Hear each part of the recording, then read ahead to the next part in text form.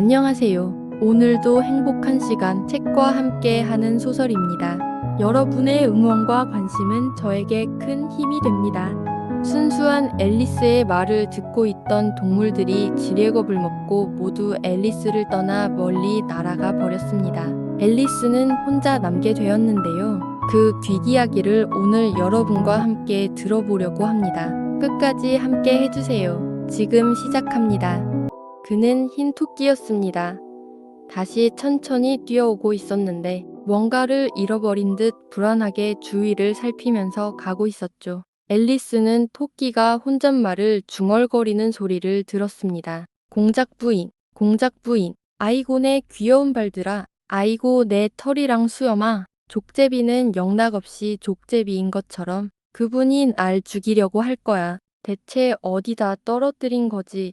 어딨을까? 앨리스는 토끼가 부채와 흰 아기 염소 가죽 장갑을 찾고 있다는 것을 금세 알아차렸습니다. 그래서 아주 친절하게 그것들을 찾아주려고 했지만 아무리 찾아도 보이지 않았어요. 연못에서 헤엄친 이후 모든 것이 바뀐 듯했고 유리 테이블과 작은 문이 있던 커다란 홀은 완전히 사라져 버렸으니까요. 얼마 지나지 않아 토끼는 뭔가를 찾고 있는 앨리스를 발견하더니 화난 목소리로 소리쳤습니다. 아니, 메리앤, 여기서 뭘 꾸물거리고 있는 거야. 당장 집으로 뛰어가서 장갑이랑 부채를 가져와. 어서, 빨리. 앨리스는 너무 놀라 토끼가 지시한 방향으로 곧장 달려갔습니다. 토끼가 착각했다는 것을 설명할 겨를도 없이 말이죠. 날 자기 하녀로 착각했나 봐. 앨리스는 달리면서 혼잣말했습니다. 내가 누군지 알면 얼마나 놀랄까.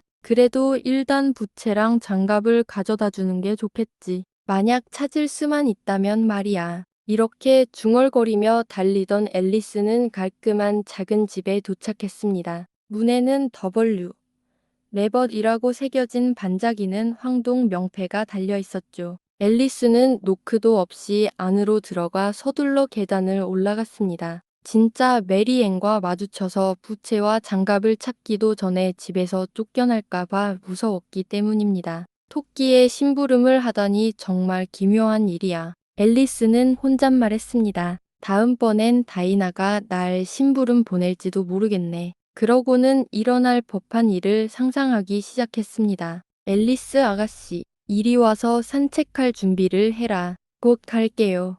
유모. 하지만 생쥐가 도망가지 않도록 감시해야 해요. 그런데 말이야. 앨리스는 말을 이어갔습니다. 다이나가 그렇게 사람들에게 명령하고 다니면 아무도 집 안에 못 있게 할 거야. 그 사이 앨리스는 창문 옆에 테이블이 놓인 단정한 작은 방으로 들어섰고 그 테이블 위에는 앨리스가 바라던 대로 부채 하나와 작고 하얀 아기 염소 가죽 장갑 두세 켤레가 놓여 있었습니다. 앨리스는 부채와 장갑 한 켤레를 들고 막 방을 나서려는데 거울 옆에 놓인 작은 병 하나가 눈에 들어왔습니다. 이번에는 드링크 미달 마셔요 라고 쓰인 라벨은 없었지만 그래도 앨리스는 마개를 열어 입술에 가져다 댔습니다. 내가 뭔가 먹거나 마실 때마다 분명히 재미있는 일이 생겼으니까. 앨리스는 혼잣말했습니다. 이 병이 뭘 할지 한번 보자. 다시 몸이 커지게 해줬으면 좋겠다. 정말 이렇게 작고 앙증맞은 모습으로는 살기 너무 지겨워. 정말 그대로 되었습니다. 게다가 예상보다 훨씬 빠르게 몸이 커졌죠. 병에 든 액체를 반도 마시지 않았는데 벌써 머리가 천장에 닿아 목이 부러지는 것을 막기 위해 몸을 숙여야만 했습니다. 앨리스는 황급히 병을 내려놓으며 혼잣말했습니다. 이 정도면 충분해 더는 잘하지 않았으면 좋겠는데 이대로는 문 밖으로 나갈 수가 없잖아. 좀 덜 마실 걸 그랬어. 하지만 그렇게 바라기에는 이미 너무 늦어버렸습니다. 그녀는 계속해서 자라났고 얼마 지나지 않아 바닥에 무릎을 꿇어야만 했습니다. 한 분도 채 되지 않아 무릎을 꿇을 공간마저 없어지자 그녀는 한쪽 팔꿈치는 문에 기댄 채 다른 팔을 머리 주위로 감싸고 바닥에 엎드리는 방법을 시도했습니다. 그런데도 여전히 몸은 계속 자랐고 마지막 수단으로 한쪽 팔은 창문 밖으로 내밀고 다른 한쪽 발은 굴뚝 위로 뻗으며 혼잣말했습니다.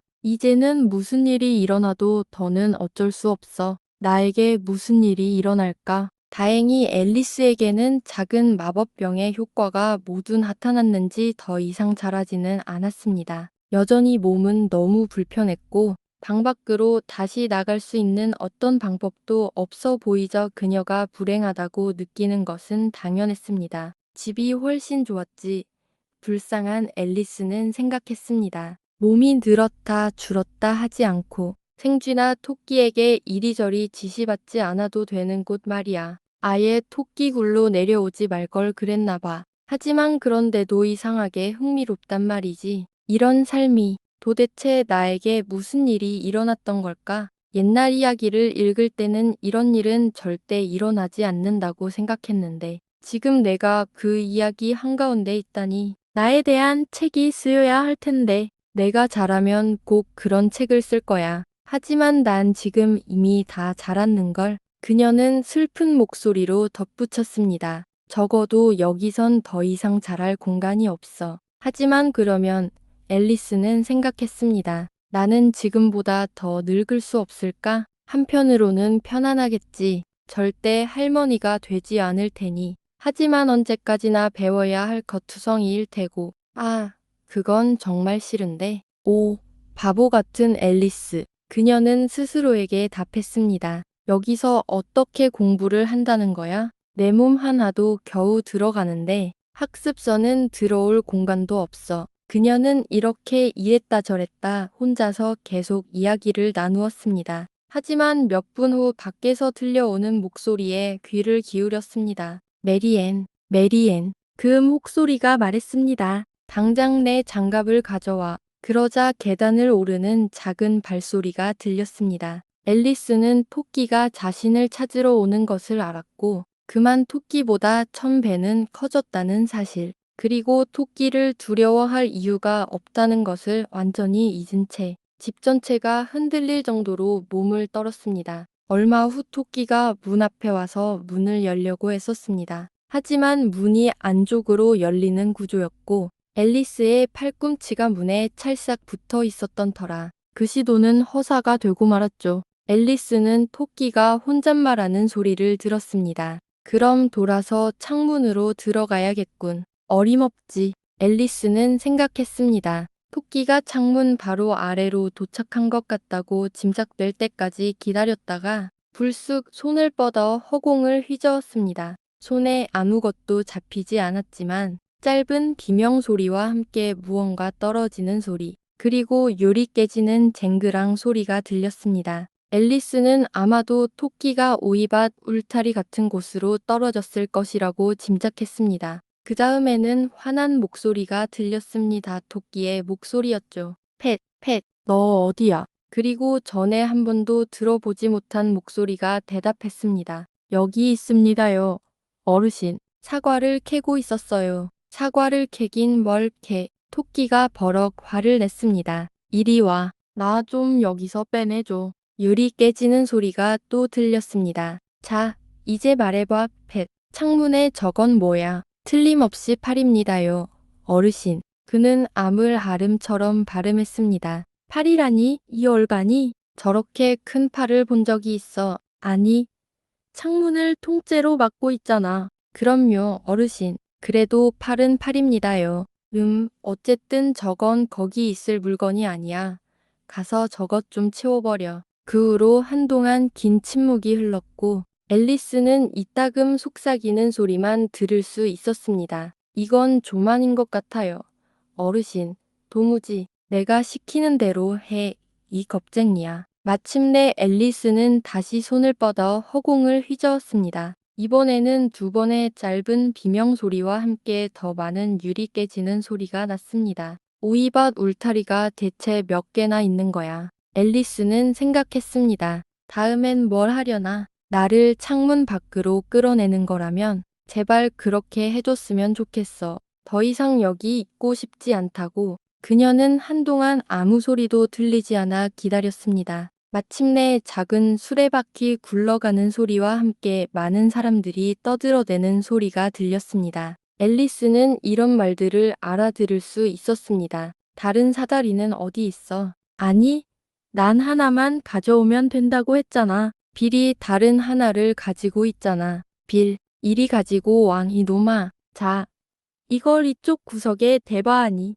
일단 먼저 서로 묶어. 아직 반도 못 미쳐 아이고 이만하면 됐어. 너무 까다롭게 굴지 마이봐. 빌. 이 밧줄 잡아. 지붕이 버틸까? 저 느슨한 기왓장 조심해. 오 떨어진다. 머리 조심해라. 요란한 굉음. 자, 누가 그랬어? 아마 빌일 거야. 누가 굴뚝으로 내려갈 거야. 싫어, 난 안 가. 내가 해. 나도 안 해. 빌이 내려갈 거야. 알바. 빌. 주인인 어보고 굴뚝으로 내려가래. 오, 빌이 굴뚝으로 내려가야 하는구나. 앨리스는 혼잣말했습니다.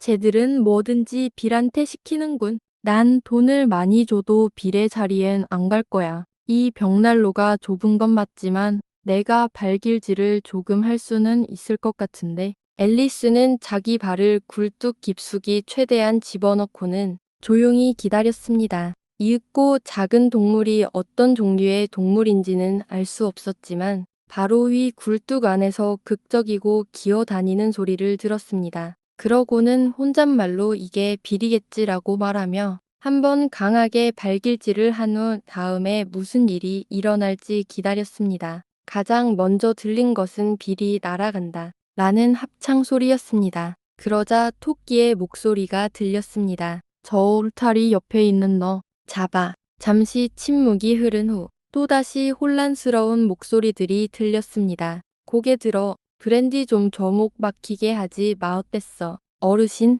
무슨 일이 있었던 거야? 다 말해줘. 마지막으로 가늘고 힘없는 칙칙거리는 목소리가 들렸습니다. 저게 빌이구나. 앨리스는 생각했습니다. 글쎄요. 잘 모르겠어요. 하니. 고마워요. 이제 괜찮아요. 하지만 너무 정신이 없어서 다 말해줄 수가 없네요. 제가 아는 건 갑자기 깜짝 상자 인형처럼 튀어나온 뭔가가 저를 때렸고 전 하늘로 솟구쳐 올랐다는 것뿐이에요. 그럼 그렇지, 이 친구야. 다른 사람들이 맞장구 쳤습니다. 집을 불태워버려야겠군. 토끼의 목소리가 들렸고 앨리스는 최대한 크게 소리쳤습니다. 그렇게 하면 내가 다이나를 풀어놓을 줄 알아. 순식간에 죽은 듯한 침묵이 흘렀습니다.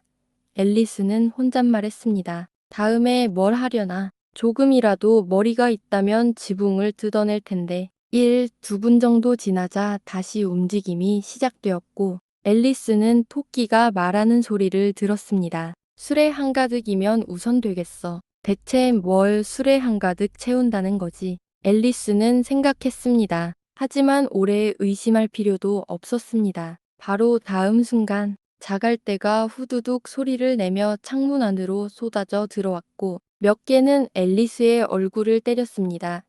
이걸 그냥 둘 수는 없지. 앨리스는 혼잣말하며 소리쳤습니다. 다시는 그런 짓 하지 않는 게 좋을 거야. 그러자 또다시 죽은 듯한 침묵이 흘렀습니다. 앨리스는 놀랍게도 그 자갈들이 바닥에 떨어지자마자 모두 작은 케이크로 변하는 것을 보았습니다. 그리고 기발한 아이디어가 머리를 스쳤죠. 이 케이크 중 하나를 먹으면 분명히 애 몸 크기에 변화가 생길 거야. 게다가 더 커지지는 않을 테니 작아질 게 틀림없겠지. 그래서 앨리스는 케이크 하나를 삼켰고 즉시 몸이 줄어들기 시작하는 것을 보고 기뻐했습니다. 문을 통과할 수 있을 만큼 작아지자마자 그녀는 서둘러 집 밖으로 뛰쳐나왔습니다. 밖에는 꽤 많은 수의 작은 동물들과 새들이 기다리고 있었습니다. 불쌍한 작은 도마뱀 빌은 가운데에 서 있었는데 두 기니피그가 빌을 부축하고 병에 든 무언가를 먹이고 있었습니다. 앨리스가 나타나자마자 그들은 모두 앨리스에게 달려들었지만 앨리스는 죽으림을 다해 도망쳤고 이내 울창한 숲속에서 안전한 곳을 찾았습니다. 가장 먼저 할 일은 앨리스는 숲속을 거닐며 혼잣말했습니다. 다시 원래 크기로 돌아가는 거야. 그리고 두 번째는 그 아름다운 정원으로 가는 길을 찾는 거지. 이게 최선의 계획일 거야. 의심할 여지 없이 아주 훌륭한 계획이었고 깔끔하고 단순하게 정리되어 있었습니다. 유일한 어려움은 어떻게 시작해야 할지 전혀 알 수 없다는 것이었죠. 앨리스가 나무들 사이를 불안하게 살피는 동안 머리 위에서 작고 날카로운 짖는 소리가 들려왔고 그녀는 화들짝 놀라 위를 올려다보았습니다. 커다란 강아지 한 마리가 커다란 둥근 눈으로 자신을 내려다보고 있었고 가늘게 앞발을 뻗어 앨리스를 만지려고 했습니다. 불쌍한 아기야. 앨리스는 달래는 듯한 목소리로 말하며 열심히 휘파람을 불어보려 했습니다. 하지만 강아지가 배가 고파 자신을 먹어버릴지도 모른다는 생각에 달래는 내내 몹시 겁에 질려 있었습니다. 자신이 뭘 하는지도 거의 모른 채 앨리스는 작은 나뭇가지 하나를 주워 강아지에게 내밀었습니다. 그러자 강아지는 기쁨에 낑낑거리는 소리를 내면 애 발로 동시에 공중으로 껑충 뛰어올랐고 나뭇가지로 달려들어 물어뜯는 신용을 했습니다. 앨리스는 밟히지 않으려고 큰 엉겅퀴 뒤로 몸을 숨겼고 그녀가 반대편에 나타나는 순간 강아지는 또다시 나뭇가지로 달려들다가 서두르느라 대굴대굴 넘어졌습니다. 앨리스는 이 상황이 마치 짐수레를 끄는 말과 장난을 치는 것 같다고 생각했습니다. 언제라도 발에 짓밟힐지 모른다는 생각에 다시 엉겅퀴 주위를 빙빙 돌며 달렸습니다. 그러자 강아지는 나뭇가지로 짧게 돌진하는 동작을 반복했습니다. 매번 조금 앞으로 나아갔다가 멀리 뒤로 물러나기를 반복하면 내내 쉰 목소리로 지저댔습니다. 마침내 강아지는 멀찍이 앉아 혀를 빼물고 헐떡이며 커다란 눈을 반쯤 감았습니다. 이때가 탈출할 좋은 기회라고 앨리스는 생각했습니다. 그래서 그녀는 곧장 달리기 시작했고 완전히 지쳐 숨이 찰 때까지 그리고 강아지의 짖는 소리가 멀리서 아주 희미하게 들릴 때까지 달렸습니다. 그런데도 참 귀여운 아기 강아지였는데 앨리스는 미나리 아제비에 기대어 쉬면서 잎사귀 하나로 부채질을 하며 말했습니다. 내가 적당한 크기였다면 제주를 가르쳐 주고 싶었을 텐데 아이고 다시 커져야 한다는 걸 깜빡할 뻔했잖아. 보자. 어떻게 해야 할까? 뭔가를 먹거나 마셔야 할 텐데.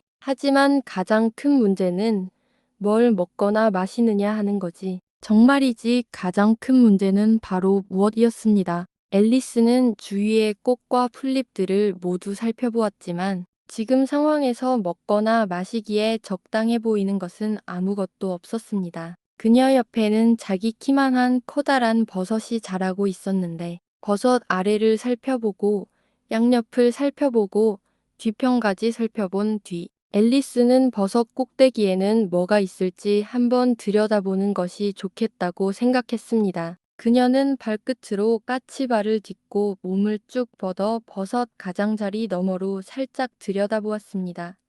그러자 그녀의 눈은 이내 커다란 푸른 애벌레의 눈과 마주쳤습니다. 그 애벌레는 팔짱을 낀 채 버섯 꼭대기에 앉아서 기다란 물담배를 조용히 피우고 있었는데 앨리스나 다른 어떤 것에도 조금도 신경 쓰지 않는 모습이었습니다.